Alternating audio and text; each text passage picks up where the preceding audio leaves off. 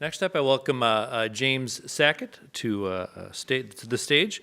He is from the Exercise and Nutritional Sciences Department. It says MI here, Birmingham, Michigan. Is that correct, James? Yes. James is from Michigan, and his future career plans include being a professor of exercise science. So we welcome to the stage James Sackett, and for you I say, ready, set, pitch. Imagine this. You're scuba diving along the bottom of the ocean floor. The cold water is swirling around you. It is so dark that you need a flashlight to see. You begin to feel lightheaded and dizzy, and you're on the verge of fainting. At this point, drowning may be inevitable. This life-threatening consequence of underwater diving is a result of a phenomena called carbon dioxide retention. The Navy SEALs, the elite of the United States military, experience this dangerous issue during almost every single underwater dive. The Navy SEALs perform some of the most important and most dangerous underwater diving missions known to mankind. Thus, their physical performance and safety is of utmost importance. However, underwater diving causes many physiological changes that may harm their health. Carbon dioxide retention, or the buildup of carbon dioxide in the blood, occurs during underwater diving.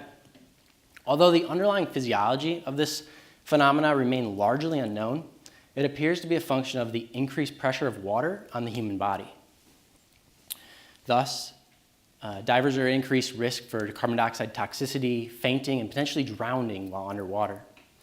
To further understand the underlying mechanisms of this idea, our laboratory conducted investigations on humans during water immersion.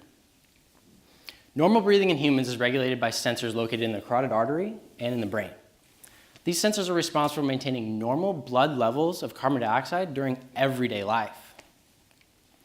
We used complex physiological tests to investigate the idea that these sensors are affected by water immersion. To test this idea, our participants sat in a tank of warm water while we measured several components of their physiology, including their breathing, their heart rate, and their blood pressure. We believe that the activity of these sensors will be reduced during water immersion, and that this will contribute to carbon dioxide retention.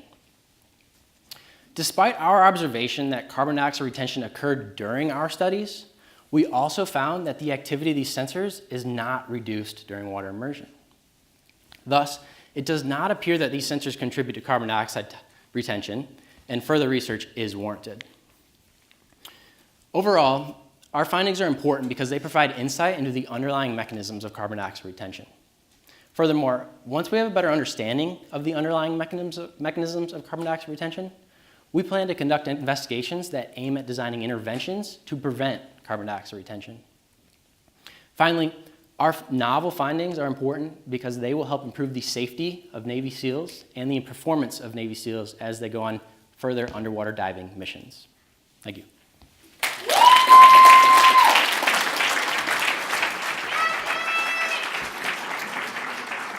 Great job, James. His presentation title, by the way, for him was Carbon Dioxide Retention, a Potential Life-Threatening Consequence of Underwater Diving. I've noticed that a lot of them don't have the title of their presentation, so I will mention with the introduction the presentation title. Deep down, I knew scuba diving wasn't for me. That's a dumb tweet.